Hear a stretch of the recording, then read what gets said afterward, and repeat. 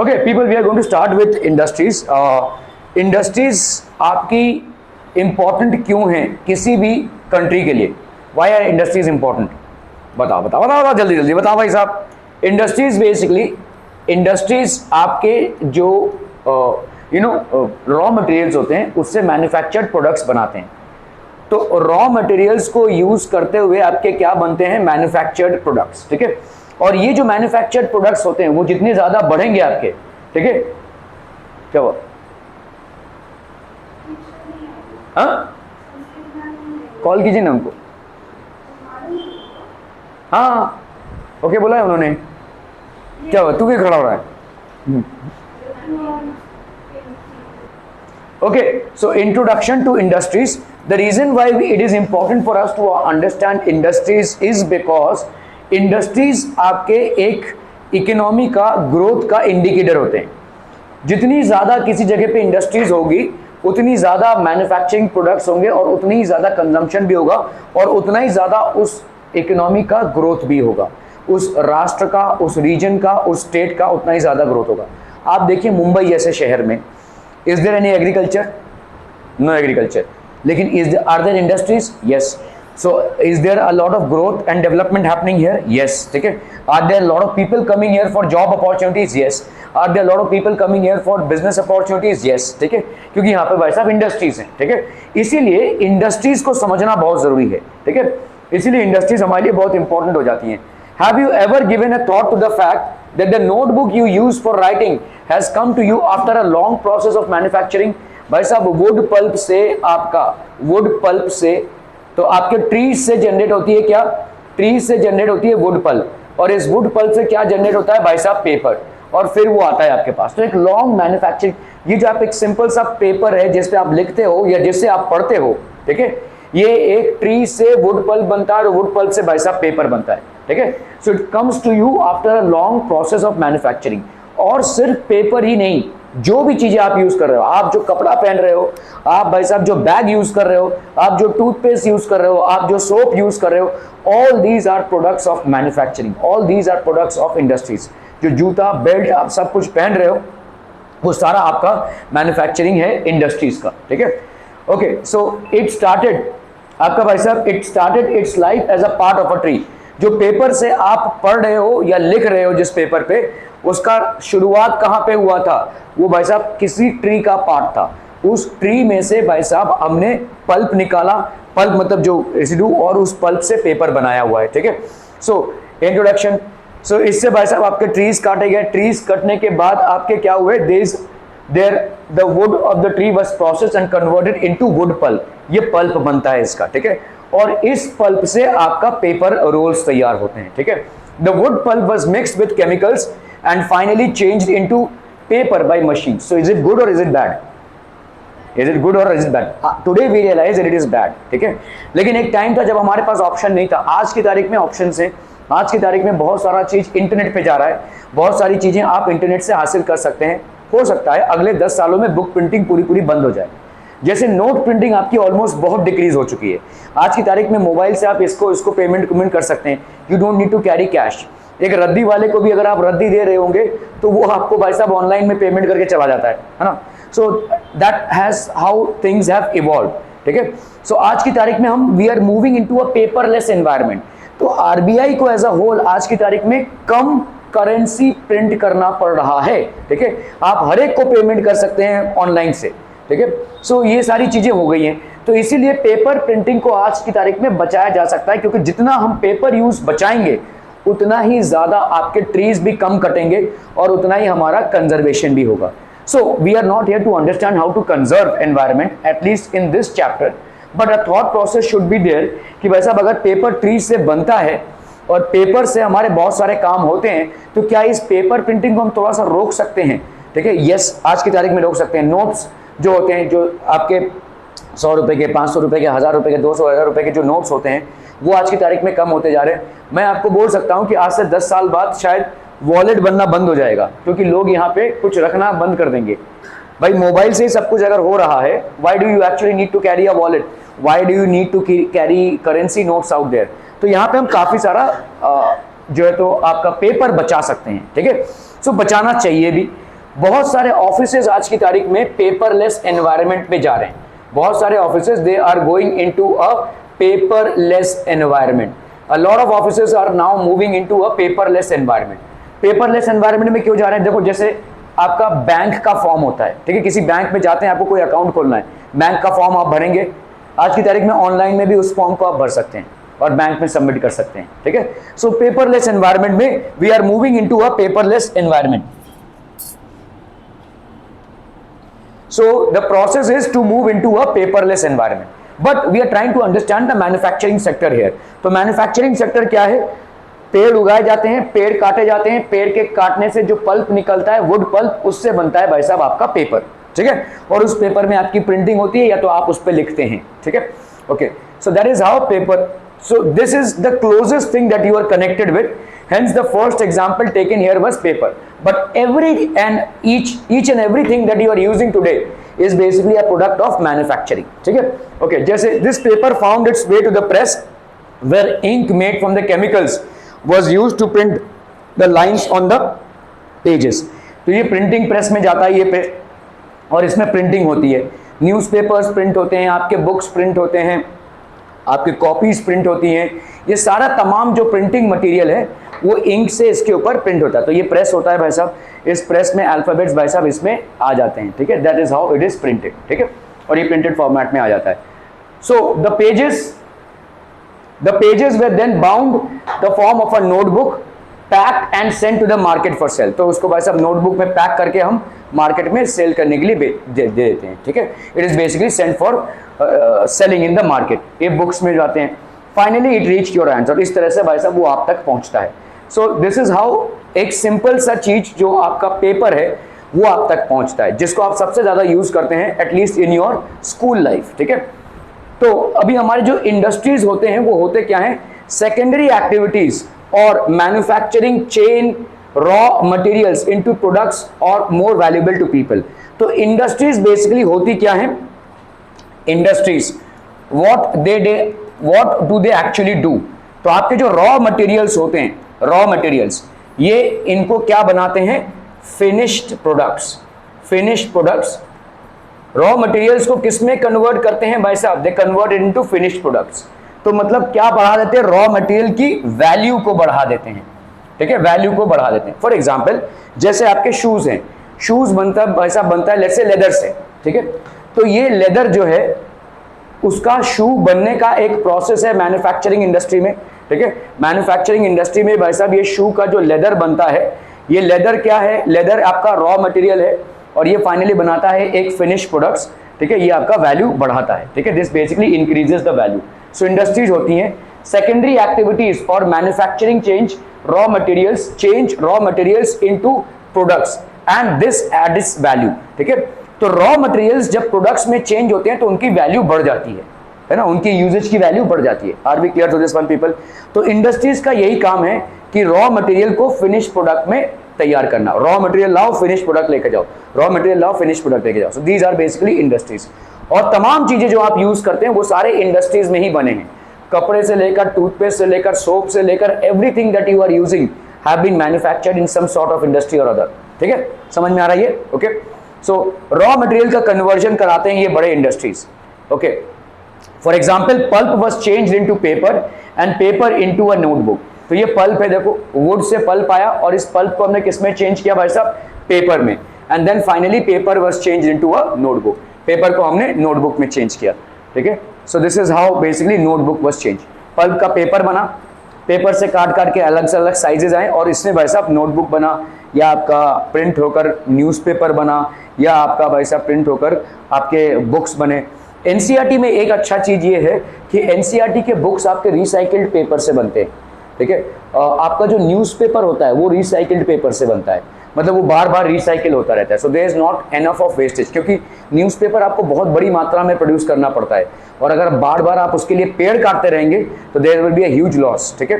तो इसीलिए recycled paper से बनता है, ठीक है। आपके जो रेफरेंस बुक चमकते हुए वो रिसाइकिल पेपर से नहीं बनते हैं, लेकिन एनसीईआरटी बुक जनरली आपके रिसाइकिल्ड पेपर से बनते हैं। They are not that of a great quality, but still आपका एक चीज तो बचता है कि आपका ज्यादा पेड़ नहीं कट रहे हैं उसके लिए, और रीडेबल है, अंडरस्टैंडेबल है, ठीक है। ओके, सो आप जानते हैं अगर फॉरेन कंट्रीज में अगर आप जाएंगे तो जैसे अभी आप 8th स्टैंडर्ड में हैं, वहाँ पे कैसा नियम है कि आपको स्कूल की फ़ीस नहीं देनी पड़ती है। जैसे यूएस में अगर आप जाएंगे, there is no fees for school studies, ठीक है, मतलब वो टैक्स से करता है लोगों के, तो स्कूल एजुकेशन आपका फ्री है। दूसरा क्या है, ये जो आप पढ़ाई कर रहे हैं ना, मतलब समझ लो ये 8th स्टैंडर्ड की बुक्स आपको मिलेंगी, इस बुक्स के भी आपको पैसे नहीं देने पड़ेंगे, लेकिन वही बुक्स आपको वापस देना पड़ेगा। फिर दूसरा जो बैच आएगा अगले साल, उसको ये बुक सर्कुलेट हो जाएगी। तो आपका क्या क्या बच गया यहाँ पे भाई साहब? प्रिंटिंग का पैसा बच गया, पेजेस बच गए, पेड़ बच गए, कंजर्वेशन भी हो गया और एजुकेशन भी देना हो गया, ठीक है। So that's how things are. यहाँ पे तो भाई साहब हमारा बुक्स का मार्केट बहुत बड़ा मार्केट है, ठीक है, मतलब आपके एनसीईआरटी के बुक्स, जो कोर्स के बुक्स, प्लस आपका भाई साहब रेफरेंस बुक्स, इतनी बड़ी मात्रा में प्रिंटिंग हो रही है। So it in itself is a huge market, ठीक है, बहुत बड़ा मार्केट है ये, ठीक है। So these represent the 2 stages of the manufacturing process.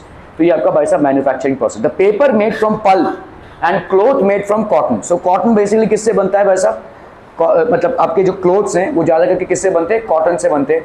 तो कॉटन से भाई साहब आपका the paper made from pulp and cloth made from cotton have had value added to them at each stage of the manufacturing process. तो manufacturing process का भाई साहब steps होते हैं।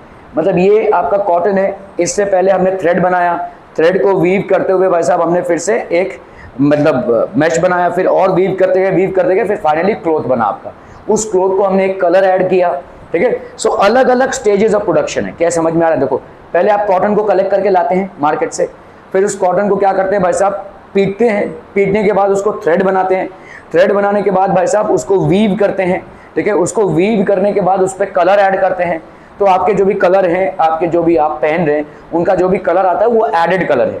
सो इसका मतलब right from the cotton, which is a raw material, to the finished product, which is basically a cloth, there are many stages of production, है ना, बहुत सारे स्टेज होते हैं आपके प्रोडक्शन के, ठीक है। और फाइनली जो आपको मिलता है वो इन सारे स्टेजों से गुजर कर मिलता है, ठीक है। The paper made from pulp and cloth made from cotton have had value added to them at each stage of the manufacturing process। Her stage में मैन्युफैक्चरिंग प्रोसेस में उसमें वैल्यू ऐड होती है। एक बार वैल्यू ऐड हुई जब उसकी weaving हुई, एक बार वैल्यू ऐड हुई जब उस पर कलरिंग हुई, तो हर स्टेज में कुछ ना कुछ वैल्यू ऐड हो रहा है। फॉर एग्जांपल एक जूता है, देखो, ठीक है, एक जूता है लेट्स से, तो ये वाला जो पोर्शन है, देखो जूते का ये वाला जो पोर्शन है, ठीक है, ये एक जूता है। तो यहाँ पे भाई साहब क्या क्या चीज़ें हुई? पहले आपने लेदर से ये वाला पोर्शन बनाया, फिर आपने रबर सोल लगाया, ठीक है, फिर इसको स्टिच किया भाई साहब, ठीक है, फिर इसमें लेस का आपने ये बनाया। तो ये सारी चीज़ें आप हर एक स्टेज में बनाते जा रहे हैं, you are basically making it. तो हर एक स्टेज पे लेदर का ये केस बना पहले, ठीक है, उसके बाद उस पर सोल लगाया गया, रबर सोल लगाया गया, उसके बाद उस पर लेस लगाया गया। तो ये सारी चीज़ क्या कर रही है? वैल्यू ऐड कर रही है। They are basically adding value at each stage, ठीक है।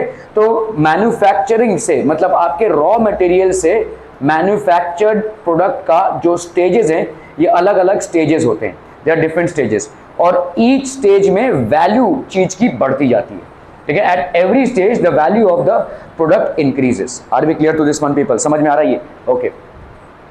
सो what is manufacturing? Industries are into manufacturing of finished products from raw materials, and during this manufacturing the value of the goods increases, the value of the good at each stage increases, ठीक है।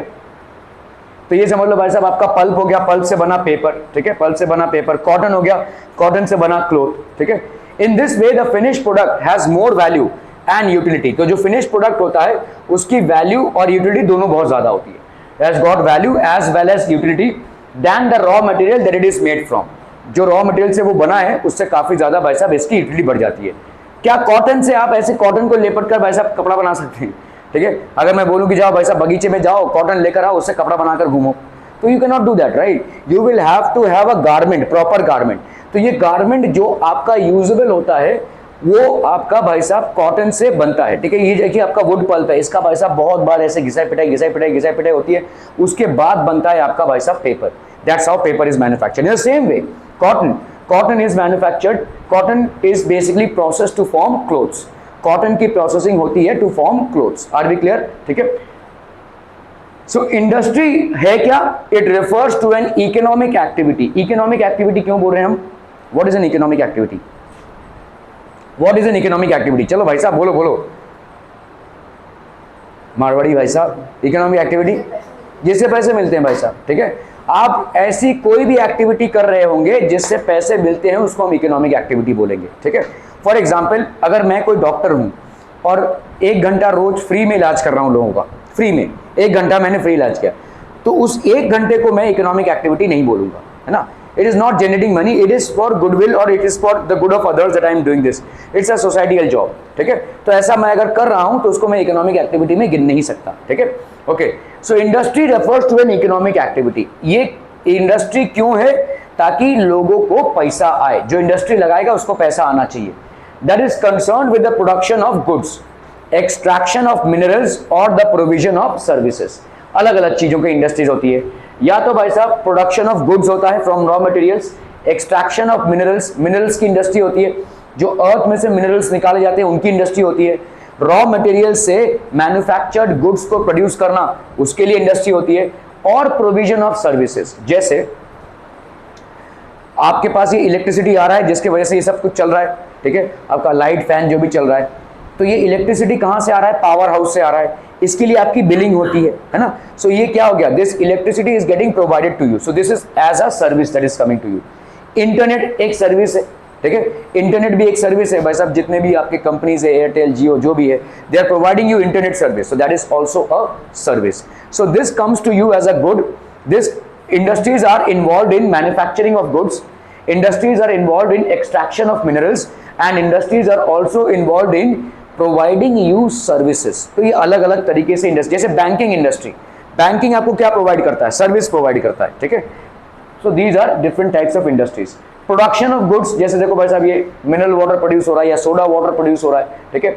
Extraction of minerals, तो पहला हो गया आपका production of goods, production of goods. दूसरा क्या होगा भाई साहब? मिनरल्स को एक्सट्रैक्ट करना। सारी चीजें जो बनती है वो मिनरल से तो बनती है। ये जो लोहा है भाई साहब, ये मिनरल से बना है। ये लोहा कहाँ से आ रहा है? जमीन के नीचे से आ रहा है, तो जमीन के नीचे से किसी को तो निकालना पड़ेगा ना उसको, ठीक है। तो इसको हम बोलते हैं एक्सट्रैक्शन ऑफ मिनरल्स, इसकी इंडस्ट्री होती है mineral industry. And provision of services, internet का सर्विस, सर्विसेज वो होती हैं जिसको आप देख और छू नहीं सकते हैं। जैसे इलेक्ट्रिसिटी को आप देख और छू नहीं सकते हैं, लेकिन उसको यूज कर सकते हैं, ठीक है। तो आपके सारे गैजेट्स जो भी हैं वो इलेक्ट्रिसिटी के सर्विस से चल रहे हैं। क्लियर है? Are we clear on this one people? ठीक है। तो ये हो गया एक। प्लस प्लस जैसे कंप्यूटर सर्विसेज हो गए, जैसे आपके बैंकिंग के सर्विसेज हो गए, ये सारे आपके तमाम टाइप के सर्विसेज हो गए जो आपको प्रोवाइड किया जाता है, ठीक है।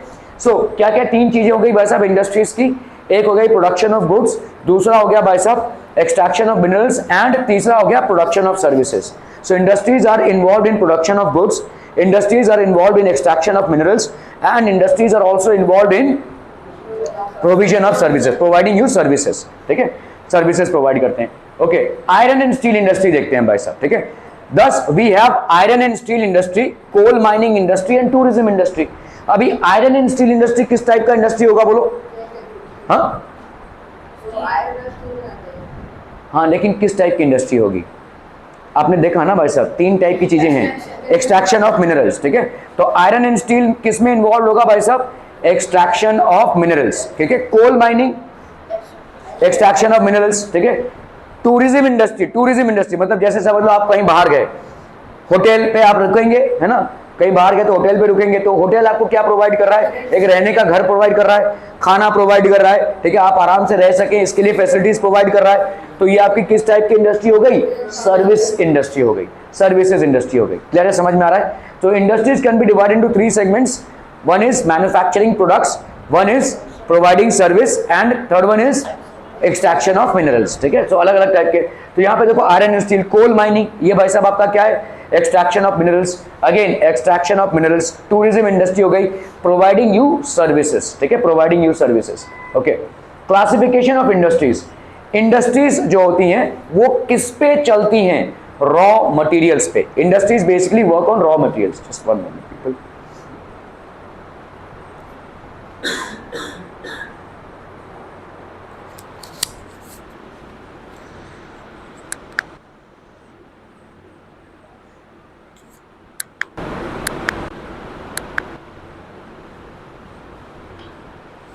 सो people, industries work on raw materials, ठीक है, ये रॉ मटेरियल्स पे चलती हैं। साइज पे, ओनरशिप पे, ये सारे डिविजन्स हैं, ठीक है। These are basically division. So what are the 3 divisions of industries? हमने देखा भाई साहब टाइप्स ऑफ इंडस्ट्रीज देखा, अभी हम देखेंगे पहले हमने देखा इंडस्ट्रीज क्या प्रोवाइड करती हैं, सर्विस प्रोवाइड करती हैं, या भाई साहब आपके फिनिश्ड प्रोडक्ट्स प्रोवाइड करती हैं, या क्या करती हैं भाई साहब, एक्सट्रैक्शन ऑफ मिनरल्स करके देती हैं आपको। ये तीन चीजें इंडस्ट्रीज आपको करके देती हैं। अभी हम देखेंगे इंडस्ट्रीज के टाइप्स क्या क्या हैं। एक हो गया रॉ मटेरियल, साइज और ओनरशिप। तो अकॉर्डिंगली रॉ मटेरियल्स, साइज और ओनरशिप में हम इंडस्ट्रीज को डिवाइड कर सकते हैं। We can divide industries into raw materials, size and ownership. तो रॉ मटेरियल्स में क्या हो जाएगा भाई साहब, इंडस्ट्रीज में भी agro based. Agro based industries मतलब क्या हो जाएगा, जो एग्रीकल्चर पे डिपेंड करते हो, ठीक है। जैसे अगर आप समझ लो कोई फ्रूट जूस मेकिंग इंडस्ट्री बना रहे हैं, जिससे फ्रूट जूस बनता है, जैसे आपने वो ट्रॉपिकाना वगैरह पिया होगा, ठीक है, तो वो फ्रूट जूस है, वो मैंगो से बनता है, तो ये मैंगो कहाँ से आएगा, एग्रीकल्चर से आएगा, तो इसको हम एग्रो बेस्ड इंडस्ट्री बोलेंगे, ठीक है। जैसे जैसे जैसे आपने भाई साहब कॉटन, आप गारमेंट्स का इंडस्ट्री बना रहे हैं, ठीक है, कॉटन टेक्सटाइल्स का इंडस्ट्री बना रहे हैं, तो टेक्सटाइल्स का इंडस्ट्री कॉटन पे डिपेंडेंट है। कॉटन क्या है, एग्रीकल्चर प्रोडक्ट है। तो एग्रो बेस्ड इंडस्ट्री मतलब एग्रीकल्चरल बेस्ड प्रोडक्ट्स पे जो इंडस्ट्रीज होती हैं उनको हम क्या बोलेंगे, agro based industries. Industries which are based on agriculture are known as agro based industries. दूसरा होता है भाई साहब mineral based industries. Mineral based industries मतलब जो मिनरल्स पे, जैसे आपका लोहा, iron, it is basically a mineral based industries. आप इसको एक्सट्रैक्ट करते हैं, अर्थ के नीचे जाकर इसको एक्सट्रैक्ट करते हैं। और क्या मिनरल बेस्ड इंडस्ट्री हो सकता है, कोल, और क्या, हाँ हो गया ना, आयरन से स्टील बनता है, हाँ आगे गोल्ड, ओके, और सिर्फ हीरा चांदी निकालोगे भाई साहब, कॉपर, आपके इलेक्ट्रिकल वायर्स भाई साहब कॉपर से बनते हैं, एल्यूमिनियम आपका कॉपर, जो एल्यूमिनियम फॉयल से लेकर एरोप्लेन्स तक सब आपके उसी से बनते हैं, ठीक है। So these are all different types of. तो मिनरल बेस्ड हो सकता है, मरीन बेस्ड। अभी मरीन बेस्ड इंडस्ट्रीज क्या क्या होती हैं, फिश, ठीक है, फिश एक बड़ी इंडस्ट्री है भाई साहब, फिशरीज। और दूसरा क्या है, ऑयल, ऑयल भी निकाला जाता है, ठीक है, ऑयल धरती से भी निकाला जाता है, और वहां पे जो सीज हैं समुद्र से भी निकाला जाता है, समुद्र के नीचे से, ठीक है। हाँ, मरीन ड्राइव तो जगह का नाम है भाई साहब, marine drive is the name of a place, Mumbai में मरीन ड्राइव होता है, ठीक है, okay. Forest based depending on the type of raw materials, forest based industries भी हो सकती हैं। फॉरेस्ट बेस्ड इंडस्ट्रीज कौन कौन सी हो गई, तो आपका जैसे बाबा रामदेव का जो इंडस्ट्री है वो पूरा भाई साहब आपका आयुर्वेदिक इंडस्ट्री, वो किस पे चल रहा है, फॉरेस्ट बेस्ड है, ठीक है। फॉरेस्ट में आयुर्वेदिक प्रोडक्ट्स से वो प्रोडक्ट्स बनाते हैं, तो that is basically a forest based industry. तो एग्रो बेस्ड इंडस्ट्रीज मतलब जो एग्रीकल्चर पे डिपेंडेंट हो, टी, कॉफी, वीट, ये सारे जितने भी प्रोड्यूस हो रहे हैं। Mineral based industry, then we have marine based industry, then we have forest based industry. So agricultural based industry, mineral based industry, we have marine based industry, oil वगैरह जहां से निकलता है, फॉरेस्ट बेस्ड इंडस्ट्री, फॉरेस्ट के wood को काट कर वगैरह जो बनाया जाता है, ठीक है, okay. Agro based industries, agro based industries use plant and animal based products as their raw materials, ठीक है। तो ये प्लांट और एनिमल बेस्ड प्रोडक्ट्स को यूज किया जाता है एज अ रॉ मटेरियल। तो जैसे अगर आप पोल्ट्री फॉर्म में जो मीट या अंडे प्रोड्यूस होते हैं, they are also agro based industries. अगर हम भाई साहब कॉटन की बात कर रहे हैं, जो गारमेंट्स प्रोड्यूस होते हैं वो कॉटन से प्रोड्यूस होते हैं, this is also an agro based industry. तो रॉ मटेरियल से एग्रीकल्चर होता है। Agro based industries use plant and animal based products, they use plant and animal based products as their raw materials. ये plant और animal based products को use करते हैं as their raw materials. Food processing, food processing भाई साहब, food processing, vegetable oil, food processing, vegetable oil, cotton textile, dairy products and leather industries are examples of agro based industries. जैसे भाई साहब ये chips बन रहे हैं, या आलू के या केले के जो भी चिप्स बन रहे होंगे, वो भी भाई साहब किसका रिजल्ट होगा, एग्रीकल्चर का ही रिजल्ट होगा, है ना। So it is food processing. Vegetable oil, जो आप कुकिंग ऑयल यूज करते हैं, वो अलग अलग सीड से बनते हैं, सनफ्लावर से, ग्राउंडनट से, तो ये भी भाई साहब एग्रो बेस्ड इंडस्ट्री हो गया, ठीक है। कॉटन टेक्सटाइल, कॉटन के जो कपड़े आप पहनते हैं वो किससे बनते हैं, they are also produce from cotton, ठीक है, तो ये भी एक एग्रो बेस्ड इंडस्ट्री हो गया। डेयरी प्रोडक्ट्स, डेयरी प्रोडक्ट्स, दूध, दही, मिल्क, मिल्क प्रोडक्ट्स मतलब आपके जैसे पनीर, लस्सी, ये सारी चीजें क्या है, दिस इज ऑल्सो बेसिकली। तो आपके जानवरों से उत्पादित और जमीन से उत्पादित चीजों से जो इंडस्ट्री होती है उसको हम एग्रो बेस्ड इंडस्ट्री बोलते हैं।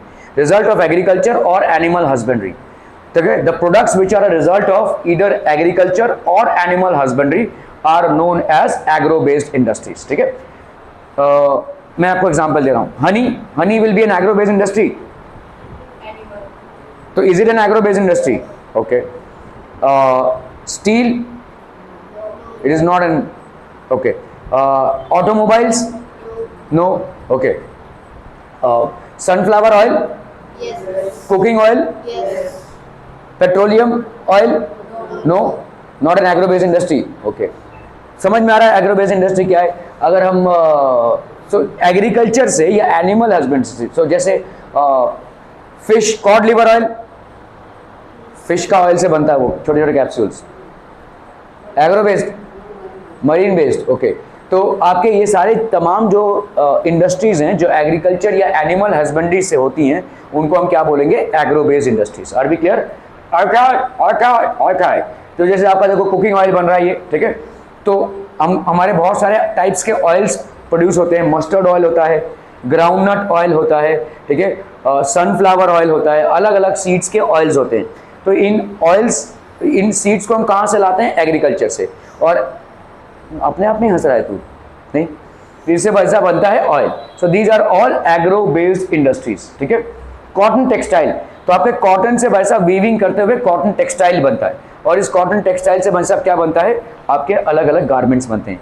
डेयरी प्रोडक्ट्स है, मिल्क, पनीर, लस्सी, ठीक है, ये जितने भी आपके प्रोडक्ट्स हैं, all these are what? Dairy products. ठीक है, ये भी आपका एग्रो बेस्ड इंडस्ट्री है। एनिमल हस्बेंड्री और एग्रीकल्चर से जितनी भी चीजें बनती हैं, वो सारी की सारी आपके एग्रो बेस्ड इंडस्ट्री है। अगर मैं बोलूं chicken, is it an agro based industry? Yes, it is. Animal husbandry है ना भाई साहब, पोल्ट्री फार्म से आ रहा है वो।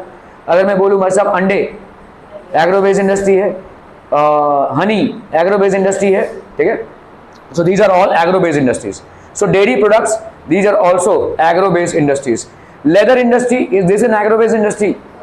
यस, क्योंकि लेदर बनता है मरे हुए जानवर के चमड़े से। ठीक है, सो लेदर उससे बनता है। So this is also an agro based industry. ठीक है, ओके, मिनरल बेस्ड इंडस्ट्रीज को देखते हैं। Mineral based industries are primary industries that use mineral ores as their raw material. ठीक है, तो मिनरल बेस्ड इंडस्ट्री मतलब ये ओर्स को, मिनरल ओर्स को यूज करते हैं एज देयर रॉ मटेरियल।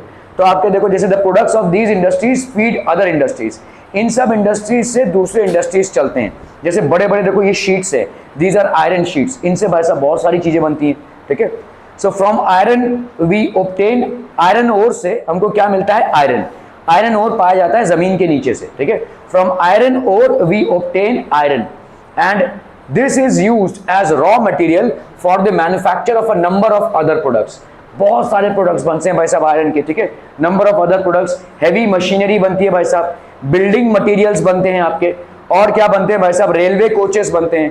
ये सारी चीजें भाई साहब आयरन से बनती हैं। ठीक है, marine based industries, marine based industries use products from the sea and oceans as raw materials. तो सीज और ओशंस से जो रॉ मटेरियल्स होते हैं उनको यूज करते हैं ये। ठीक है, ओके, सी फूड हो गया, फिश ऑयल हो गया।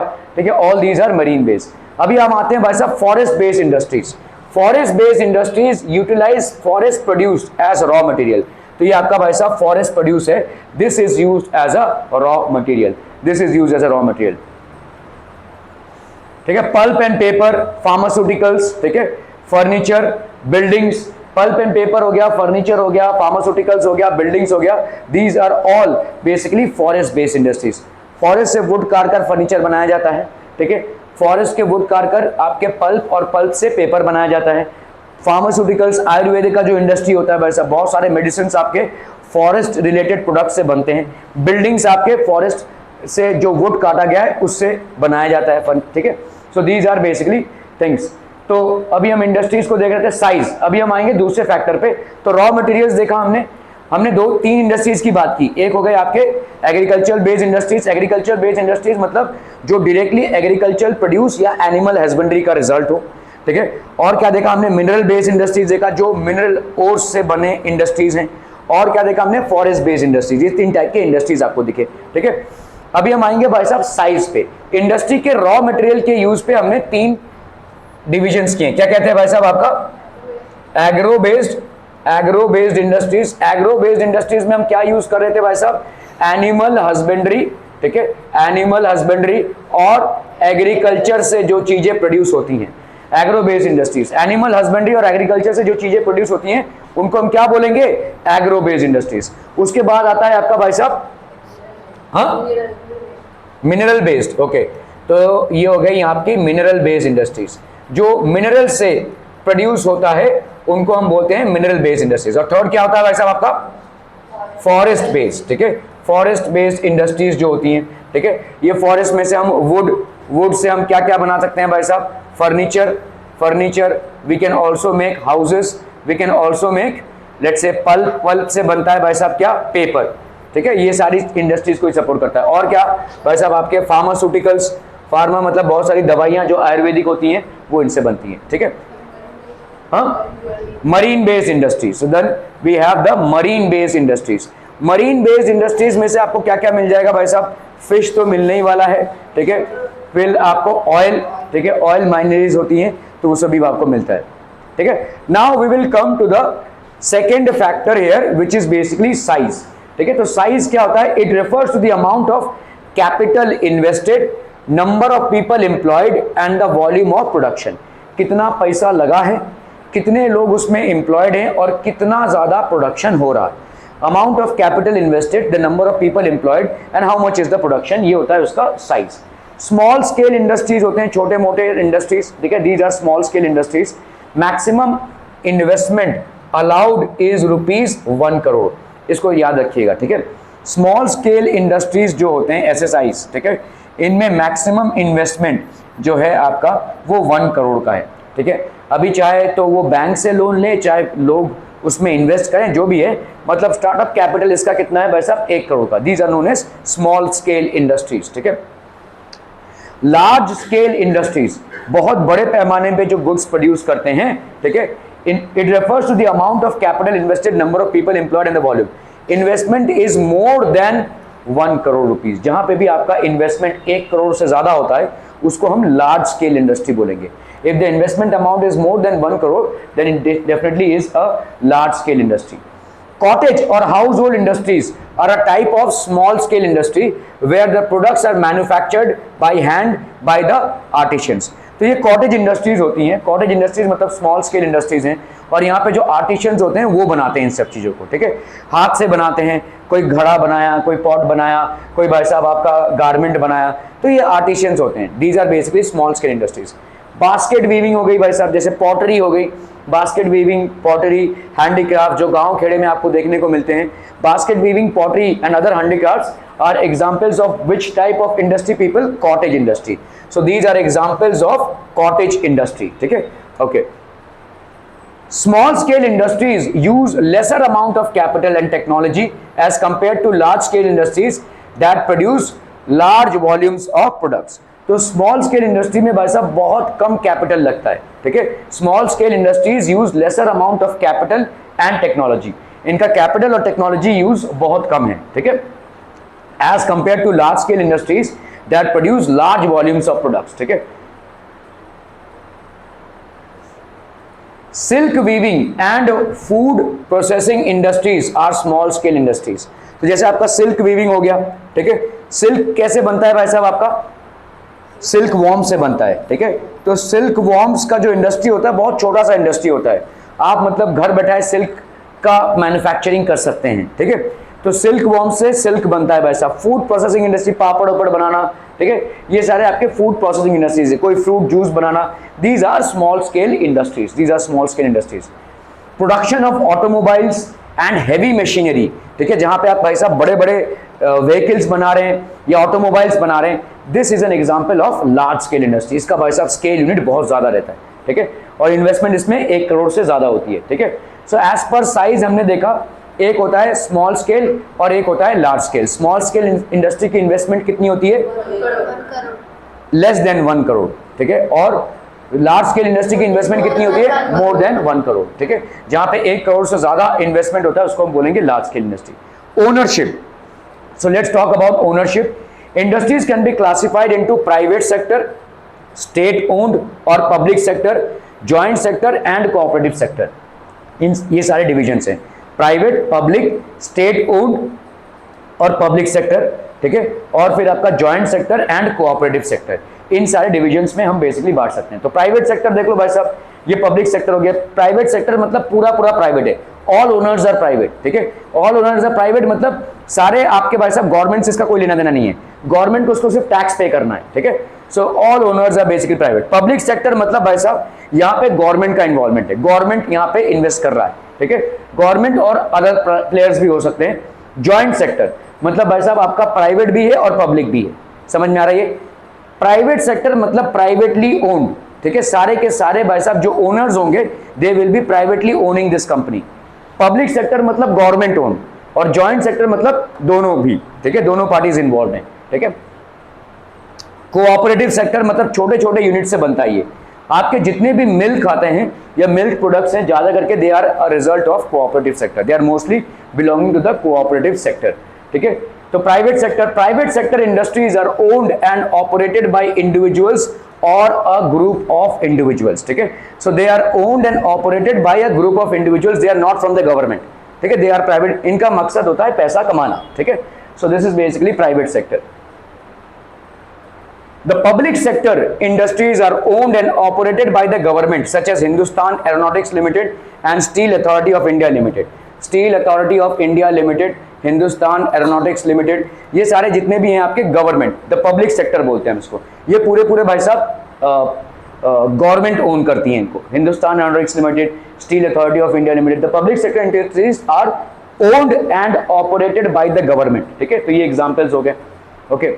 Joint sector industries are owned and operated by the state, मतलब गवर्नमेंट, स्टेट मतलब यहाँ पे गवर्नमेंट, ठीक है, गवर्नमेंट एंड इंडिविजुअल्स और अ ग्रुप ऑफ इंडिविजुअल्स। जैसे मारुति जो कार मैन्युफैक्चरिंग कंपनी है, partly it is owned by the government and partly it is owned by the private individuals, ठीक है। तो ये जॉइंट सेक्टर होता है। Maruti Udyog limited is an example of joint sector industries. Cooperative sector भाई साहब क्या होता है? Are owned and operated by producers और suppliers of raw materials, workers और both.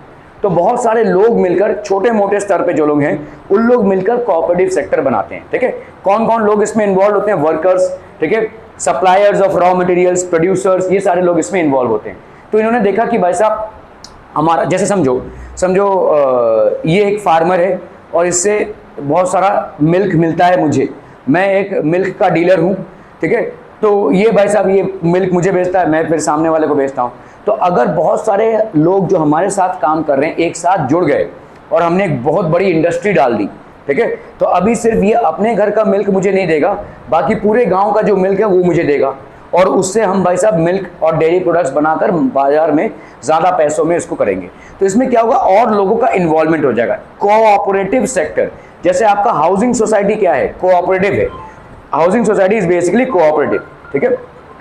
So housing society is cooperative. Why cooperative? मतलब बहुत सारे लोग मिलजुल कर रहते हैं, तो बहुत सारे लोगों का भाई साहब मिला जुला एक हिस्सा होता है, ठीक है। That is called a cooperative sector, okay. Anand milk union limited and Sudha dairy are success stories of a cooperative venture. ये सारे आपके भाई साहब कोऑपरेटिव वेंचर्स है। These are all cooperative ventures. तो आपके ज्यादा करके मिल्क और डेयरी प्रोडक्ट्स जो हैं they are a result of cooperative ventures. Are be clear to this one people? समझम 1 मिनट में मैं आ जाऊँ। कोऑपरेटिव सेक्टर्स, लिज्जत पापड़ जैसे देखो एक कोऑपरेटिव सेक्टर है, ठीक है। बहुत सारे पिकल मैन्युफैक्चरिंग यूनिट्स आपके कोऑपरेटिव सेक्टर्स है। So these are basically cooperative sectors. Factors affecting location of industries, industrial system. तो कौन कौन से फैक्टर्स पे इंडस्ट्रीज डिपेंडेंट होती हैं, ठीक है। ऑब्वियसली अगर फैक्ट्री हमने लगाई या इंडस्ट्री हमने लगाई तो ऐसे ही जगह पे नहीं लगा सकते जहाँ पे ना हमको रॉ मटेरियल्स मिल रहा है, जहाँ पे ना तो हमको लेबर मिल रहा है, ठीक है, जहाँ पे ना तो रोड्स जाते हैं, तो ऐसी जगह पे तो नहीं लगा सकते ना, ठीक है। तो फैक्टर्स क्या क्या होंगे? What are the factors which are required? The factors affecting the location of industry are the availability of, ठीक है, what will be raw material. तो पहला तो भाई साहब आपका रॉ मटेरियल। कुछ रॉ मटेरियल्स हल्के होते हैं और कुछ रॉ मटेरियल्स बहुत भारी होते हैं। जैसे अगर समझो आयरन बहुत भारी होता है, ठीक है, आयरन यहाँ पे मिल रहा है और मैंने अपना इंडस्ट्री लगाया बहुत दूर, समझ लो 200 मील दूर मैंने या 200 किलोमीटर दूर लगाया। Am I going to save my money? No, क्योंकि बहुत सारा ट्रक लगेगा मुझे इस आयरन को यहाँ से यहाँ पर लेकर आने की। समझ लो ये मेरा इंडस्ट्री है, this is my industry and this is the site of raw material production. यहाँ पे रॉ मटेरियल भाई साहब हम निकाल रहे हैं मिनरल्स से, माइनिंग से, और मैंने बहुत दूर लगाया इसको, तो will I be profitable? No, because I have to employ lot of trucks, heavy trucks, in order to carry all this load from here to here. यहाँ तक आने में मुझे भाई साहब बहुत सारा ट्रांसपोर्ट का खर्चा आएगा। लेकिन अगर मैंने बराबर इसके आजू बाजू ही लगा लिया या वहीं पे लगा लिया, then I will save on the cost. ठीक है, ओके। सेकंड पे आते हैं हम। जैसे समझो यहाँ पे रॉ मटेरियल है कॉटन, अभी हमारा यहाँ पे रॉ मटेरियल है कॉटन, ये समझ लो ए प्लेस पे प्रोड्यूस हो रहा है और इसकी इंडस्ट्री है बी प्लेस पे, ये भी भाई साहब 200 किलोमीटर दूर है, क्योंकि यहाँ पे कोई ऑप्शन हमको मिल नहीं रहा है। Will I require that much amount of truck? No भाई साहब, एक ट्रक, कॉटन हल्का होता है भाई साहब, उसका ट्रांसपोर्ट थोड़ा सा इजी होगा, so I will not have to waste so much amount on transport. हाँ, ट्रांसपोर्ट का कुछ खर्चा आएगा। आइडियली क्या होना चाहिए, ये इसके पास ही लोकेटेड होना चाहिए, लेकिन अगर जगह नहीं मिल रही है तो we can still afford in case of cotton to locate it a little far, because we will not be losing too much on the transport cost, क्योंकि आपका एक ट्रक में कॉटन मतलब बहुत सारे गारमेंट्स प्रोड्यूस कर सकता है। ठीक है, are we clear on this one people? So location raw material से कितना दूर है, आपका जो इंडस्ट्री है वो रॉ मटेरियल साइड से कितना दूर है। 1 मिनट।